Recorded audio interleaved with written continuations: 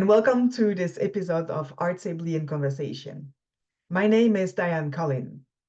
This series presents artists, academics, and project leaders who dedicate their time and energy to a better accessibility for people with disabilities in the arts. You can find more of these conversations on our website, artsably.com, which is spelled artsably.com.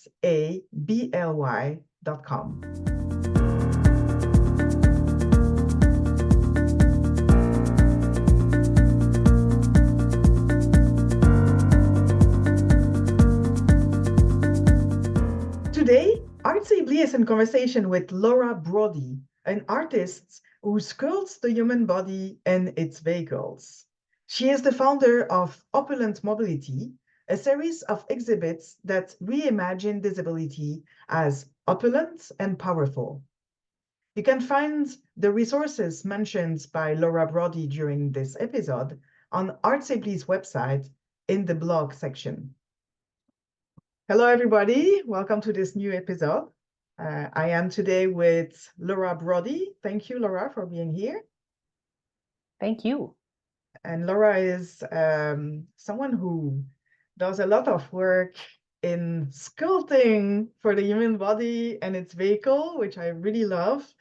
And you're the founder of an organization called Opulent Mobility, which is actually a series of exhibits. You're going to talk about that, I guess. Absolutely. And thank you so much for inviting me. This is wonderful. I'm hailing from Monrovia, California, which is, if you know California at all, it's east of Pasadena. Thank you very much. Thank you. This is wonderful. I'm so excited that you've been setting up these talks with people. What a great idea. It's a great journey, and it's very interesting to be able to talk about arts and accessibility in the arts with so many people all over the world. Yeah. So it's great. Thank you for taking the time to chat with us. Absolutely. No, that's wonderful. It's such an exciting thing to talk about too, and something that I think we need more conversations about it.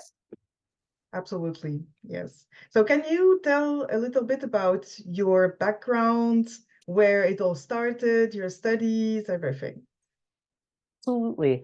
And what I am and have been anyway, professionally, is a costume person. So I have made and designed costumes and worked on them for many, many, many years. And that's for film and television and dance and theater and anybody who needs a costume. But I got excited and interested in doing work with disability art. That came from a different place. I'd always worked with people who had certain forms of disabilities, but it didn't spend as much time with it until a former partner had a stroke. And I got much closer to adaptive equipment. He was going through physical therapy for his stroke. And I saw at the same time when I was dropping him off, an 85-year-old man and a 4-year-old girl who were doing the same type of therapy for the same reason. And you don't have to hit me over the head. I get it. Look, it can happen to anybody at any time for any reason. But it just didn't seem right that the equipment looked as terrible as it did. And it really it seemed insultingly ugly. It was like the cheapest, most awful aluminum stuff, and it didn't seem to even work that well. The crutches and the walkers and the rest of it, I'm like, there has to be a better way. We can figure something else out. And didn't do anything with that for a while until much later, a friend of mine, and really big changes of life, but a friend of mine had a wheelchair that he wasn't using and offered it to me to redo as a throne. And I did it like an Edwardian throne and padded it up, and it was glorious and beautiful, and almost threw him out on the floor because I didn't understand about the padding that I needed to put in, that it threw off his balance too much. And that was not my intention at all. But there's so much more I need to learn about this. maybe I don't start with redesigning people's equipment before I learn a lot more, you know. But I also started trying to find places to share the work. And it was so tricky and hard to find places that were accessible. So to even bring, it didn't feel right to bring a wheelchair to a place where somebody in a wheelchair can't get to. And as I started researching it and realizing there were a lot of designs for equipment that were interesting, and none of them were going out on the market. So I'm like, what is happening? There is so much more. It just felt like I just scratched the surface. And I thought, okay, I can't be the only one thinking about it. And maybe I can put on a show because I'm a collaborative artist at heart. Spent a lot of time working in theater. And thought, okay, I'll find some other artists who are interested in this topic, you know, about reimagining disability. And I tried to put on a show and I figured how hard could it be? Which was the understatement of the century. But over the years, Opulent Mobility, which is what I've called this series of exhibits, asks artists to reimagine disability as opulent and powerful. And because I didn't ever specify what type of disability when people got involved, it's covered everything, really, from mental health issues, mobility issues, eyesight, hearing, you name it. And just looking at it in new ways or approaching it in new ways. And my own artwork has changed, certainly as I've been working more on my own chronic health issues and invisible disabilities. So it's 10 years now. It's almost amazing to me that that's happened. I've been doing it for 10 years. When did it start exactly? I thought it was 2013. 2013 was the first exhibit. Oh. I actually did the very first piece. I started in 2009, but I didn't really start putting things together. It took about a year to get the first show because I just wanted a space that was really accessible, and I had my heart set on this space, and they didn't want to talk to me. And so I had to bug them so much. And eventually I found out that they were upset because of all the money they had spent making the place accessible. It's like, okay, fine. But eventually they let me in. And then through the years, I've been finding other places to share the work and really finding wonderful artists and such exciting work, but also finding yet more places that are not accessible. It's a real challenge. Would it be possible for you to share these places with us where you did these shows that were accessible to the audience, but also the artists so that they can exhibit? Yes. I've done that, making it accessible to the audience and the artists by starting and doing things online. Actually made an enormous amount of difference. And by adding in art descriptions. The second exhibit I did was in 2015, and that was at Cal State Northridge. And that most community colleges are mandated to be accessible. So it's a good space if you can get it. That is frequently a challenge to get into the gallery spaces unless you know a lot of people or already work at the school. But that was one of the first places where I ran into a really fine art describer who was excited by the show that I was doing and offered to, because I was writing my own art descriptions, but I didn't really know how to do it. And she offered to look over what I had done and make corrections. It was so gracious of her and wonderful, but to make things more accessible for a blind and low vision people, you know. And ever since then, I've been working with her. She's amazing. Carrie Grossman, thank you. That's awesome. She works out of a place called Audio Eyes. And so one of the things that I've been doing each time is trying to find other ways to make it more accessible. Doing them and putting everything up online has made a big difference. I also started to add in a voiceover of some of the descriptions as well, so you get another element, and much more detailed art descriptions, so you hopefully get the experience of really looking at the art and getting more involved with it. 2017, that was the next one after that, and that one was online. 2018, I did a place called Primala Arts in Hollywood, and one of the few rental spaces that you could find that had some accessibility that I could afford. So that is also a challenge. Accessibility in terms of funding is always a challenge too. Other places, I've done one at a brewery in 2021. 2020 was online, like everything was. 2022 was also at a community college. This one was over in Antelope Valley. And this last one was at my studio space downtown in Los Angeles. And that's where the upcoming one will be as well. So I start keeping my eyes and ears peeled for accessible spaces wherever I can. And hopefully for people that you can partner with. I did one in 2019 with a disability arts day program called Arts Unbound in New Jersey, but sadly that is no more. I guess with ADA and the laws that are voted, there will be more and more spaces where we can physically welcome some people.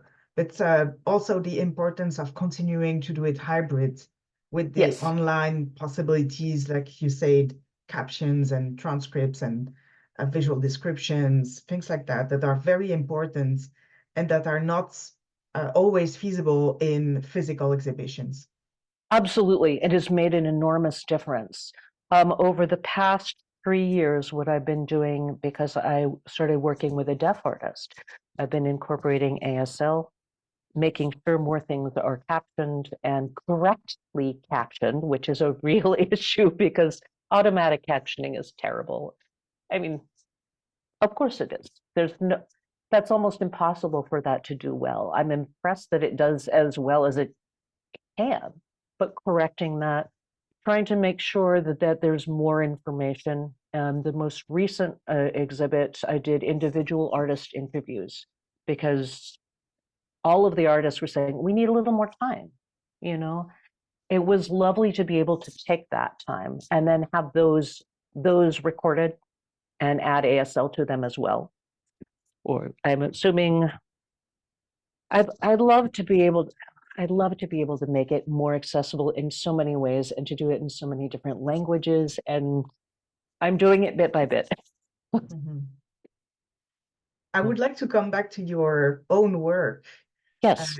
Is it possible to tell us about your artistic process when you create a piece, the material that you're using, the ideas that come to you when you see a mobility aid or a mobility device? Can you talk about that? Absolutely. I can talk about both some of the ones that I just started with and then also the thing that I'm most recently working on. But the ones that were more about specifically the devices that started with, okay, I want to make this walker into something. There's a piece I have called Le Flaneur, which is, it's like a mobile Victorian bathhouse, really, with a parasol and a gramophone horn that you could also use as an ear horn, and cow horns in the front, and draperies in a silver platter. But I'll start taking these pieces and collecting the bits. Easily 85% of the material that I use is repurposed or found objects, old stuff, and then redressed, I guess you could say. I will take old materials, a lot of old tablecloths and drapery materials, and then turn them into the new pieces. The Jazzy Peacock scooter was from a mobility scooter that was found on the side of the road. We refurbished it, and I turned it essentially into an Art Nouveau peacock. But I'll take the thing that I find really delightful about doing these, that is so different from what I had been doing professionally, is that I can take my time. I can really devote time to them. Most recent piece took 3 years. It, of course, not the only thing I was doing, but to really let it grow and to let it that process happen each time. When I'm doing costumes for stage and screen, there is not that luxury. The deadline is now. So that happens really quickly. These I really get to take time, and that is a lovely thing to do.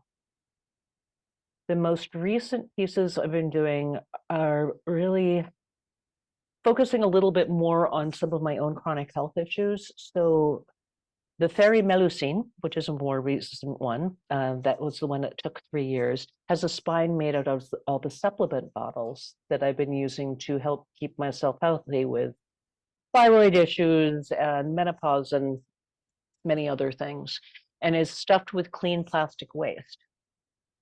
And I've built portals into it so you can actually see portions of the innards. Nice. And a lot of her is also made with old prom dresses. So I try to pick things that are not only, what I like or what works pretty wise, but something that has meaning for the work as well. And you also created a podcast about lectures that is called Genius Tea Time. Yes, that has been so fun and such a delight. That was something that I originally started with a friend and colleague, Pamela Samuelson. She runs something called Embody Work LA. That since then, it's become mine. What we found is that we knew a lot of people who had really fascinating stories and were very knowledgeable and passionate about many different topics. Like, well, how about we bring you in and let's talk about that? So it's done with a suggested donation each time, and that's any donations are split into thirds. So a third will go to the speaker, a third will go to their charity or mutual aid of choice, and then the rest of it will go to Opulent Mobility, hopefully to get more ASL interpretation. So sometimes that brings in money, sometimes it doesn't. That just happens. But I'm finding just wonderful people. A couple of the talks have been interpreted, ASL interpreted, and tried to go through and caption them. And I'm now going through and putting them all up on Substack. I don't know if you know of that. And doing transcripts, edited transcripts. Slowly, because I'm one person. Very So I'm good. trying to find funding to get to pay me to do that. And that's a very important point, is that when you create something that needs to be active and lively and maintained, you also have to open it to all kind of audiences. Yes. And this takes time, energy, so knowledge. much. Yes. As you know. And that's because there's so many different topics. I mean, literally ranging from occultist ritual theater in the 1900s to today, to BDSM in the disability community, and the history of beatboxing and real estate. It's not like there's one audience for all of it, but there probably will be people for each thing. So I've been archiving the talks. I really also wanted to create accessible programming. So much, there's a lot up on YouTube. A lot of the captions are terrible, as you know. And so putting up things that you can actually follow along is great. And they're fascinating people. like the first speaker we had, an indigenous woman talking about, the regenerative farming techniques of the Chumash and how it could help with climate catastrophe. Just fascinating person. I know. Do you, I'm looking forward to more. and do you get to invite some of the people you find with opulent mobility?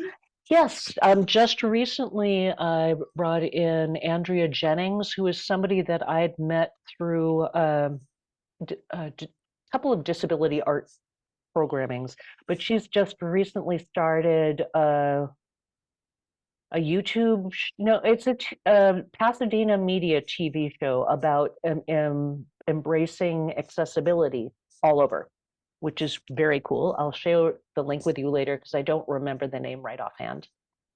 And also Elise Patterson, who is the founder of Abilities Dance Boston, who I know because she reached out to me about designing costumes for her dancers and their devices, their wheelchairs, walkers, and crutches.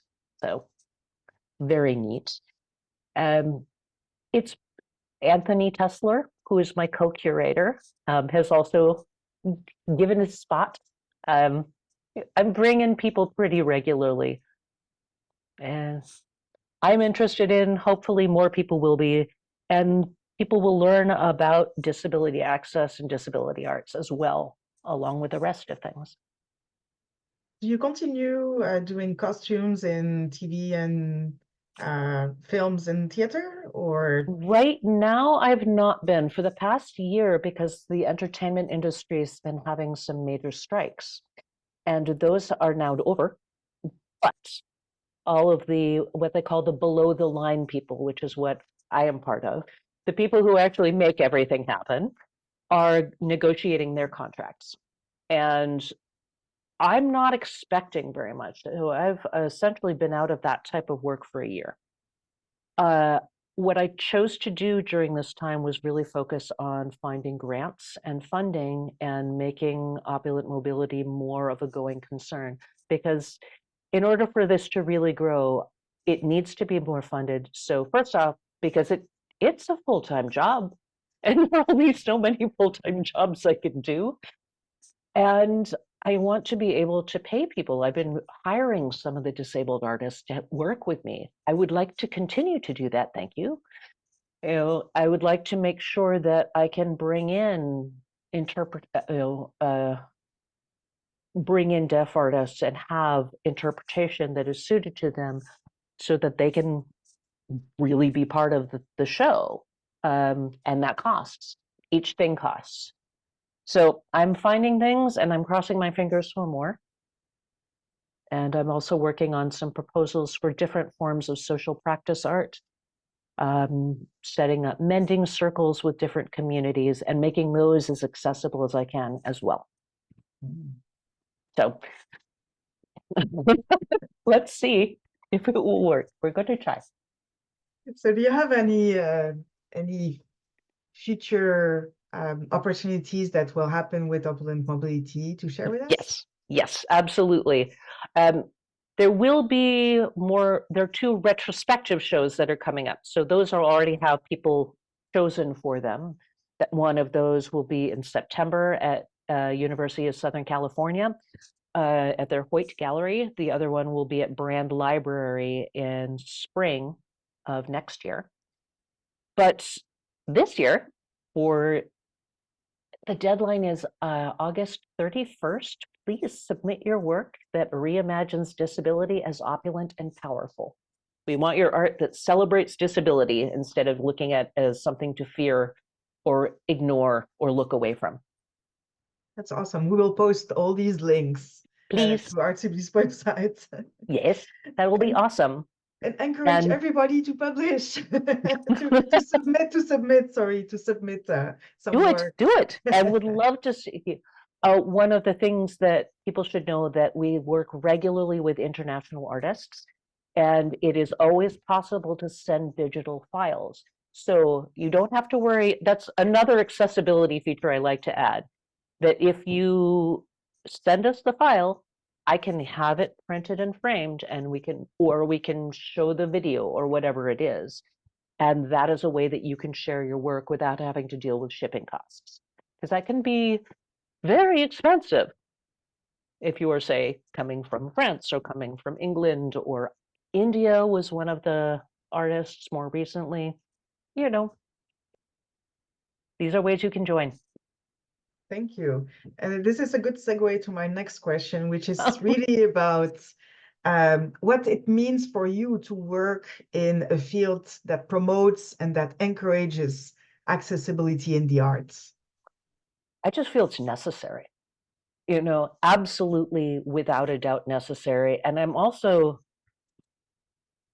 I'm constantly surprised at how little attention is paid to it. You know, that it is like this literally benefits all of us. How many people are benefiting from captions all the time now?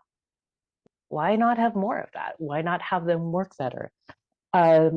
It just, it feels to me like when you're doing things, it may not be possible to make it accessible perfectly to everyone, but there are ways to try, and there are ways to really make an effort to make sure that everybody gets to experience it, or that more people get to. So, as best as I can, hopefully doing a little better each time. And that it means a great deal to me that other people really care about this too, that this is important, because it is. Especially today, where we have this notion of universal design that can be applied to everything, like buildings, arts, creation, design of objects, design of devices. Yeah, I have mixed feelings about universal design. Because certainly that can be incredibly important and helpful in, say, your building designs or making things more accessible in other ways, but also acknowledging we're individuals and that we all have different needs and wants and desires and style. I don't expect you to, somebody who, say, really likes jazz music is going to necessarily love Norwegian death metal, for example. So why would you have the same wheelchair? Why would you have, you know, why would you have the same design for everything? That doesn't make sense. But no, I think there are also ways that we can do things more sustainably. I think there's so much we can work on that also acknowledges real need. Yes, but I also think that this universal design concept is not always about seeing or hearing things in the same way. It's about a variety. For example, in arts, I can see it when there is someone who sees the piece of art can experience it, but someone Yes. who can touch it can experience it, and Yes. someone who can benefit from visual description can experience it. Absolutely. So That this is is so kind important. of a universal design thinking in the way that everybody could experience it, not necessarily appreciate it the same way, because we all have different needs Yeah. and likes, but Yes. there are options, and that's what I like in that concept. I love that. I think that's so important, and that I would love to do more tactile work. I've actually been hearing more about people who are doing olfactory design. That's amazing. So scent and having that, although for some people that would be terrible. And so it will be really, figuring out your audiences is always tricky. But I think there are some really great possibilities. Yes, and it's also an exploration, an artistic exploration of all these possibilities that can be fun. Absolutely. How neat is that?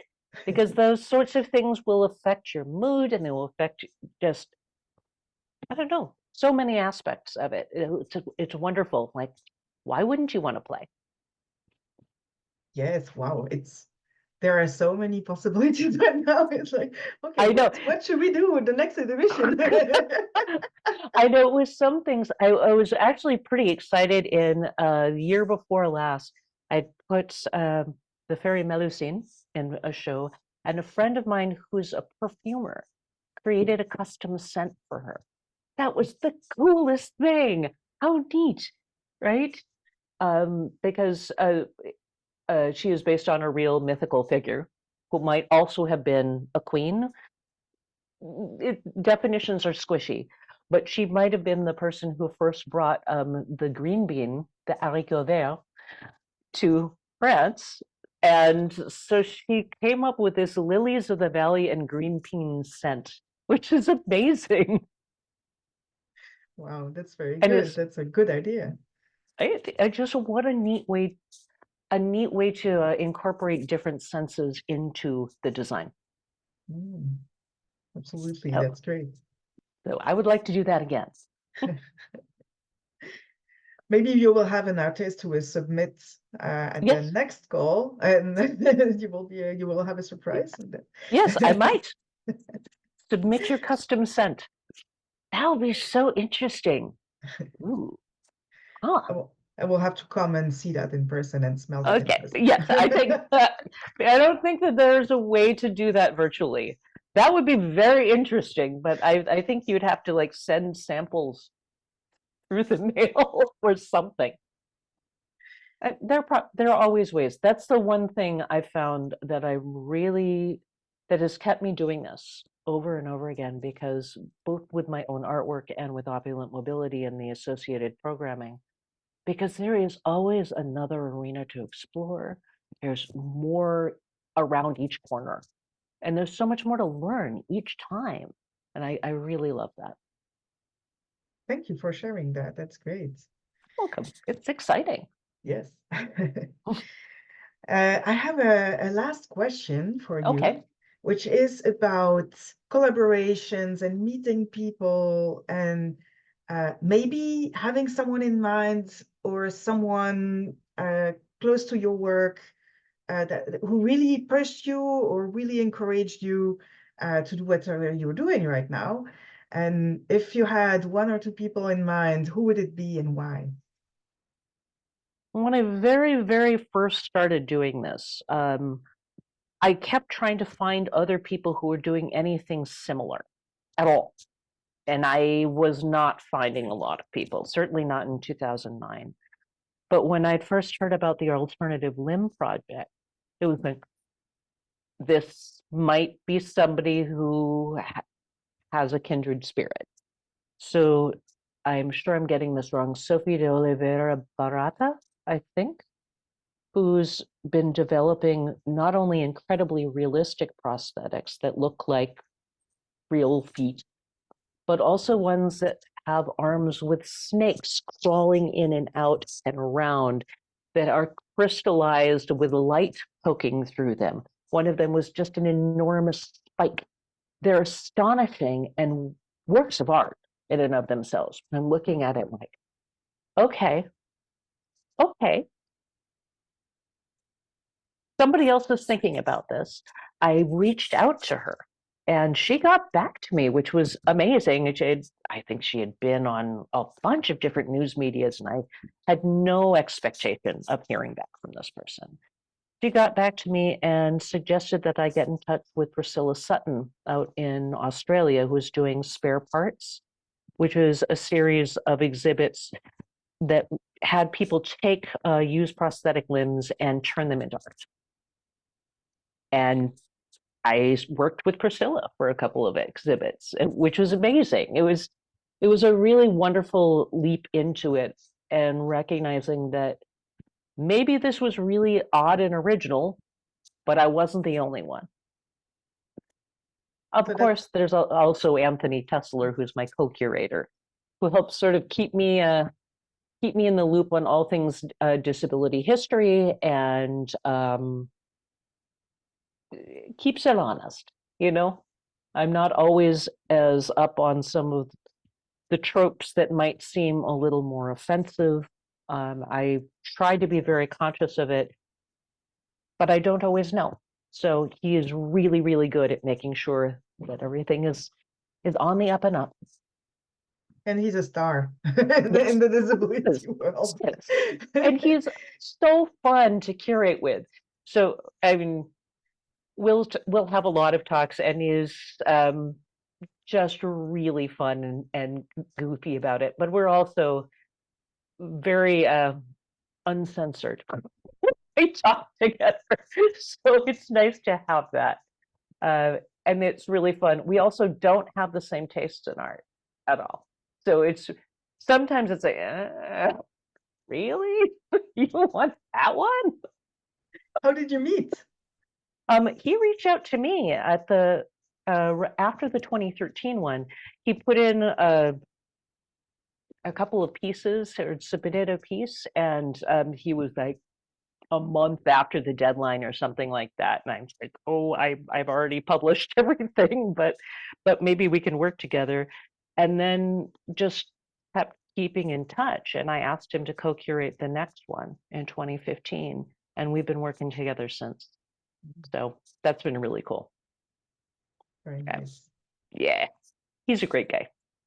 Thank you so much for this conversation. Thank you. I'm so happy to do this. Thank you for reaching out.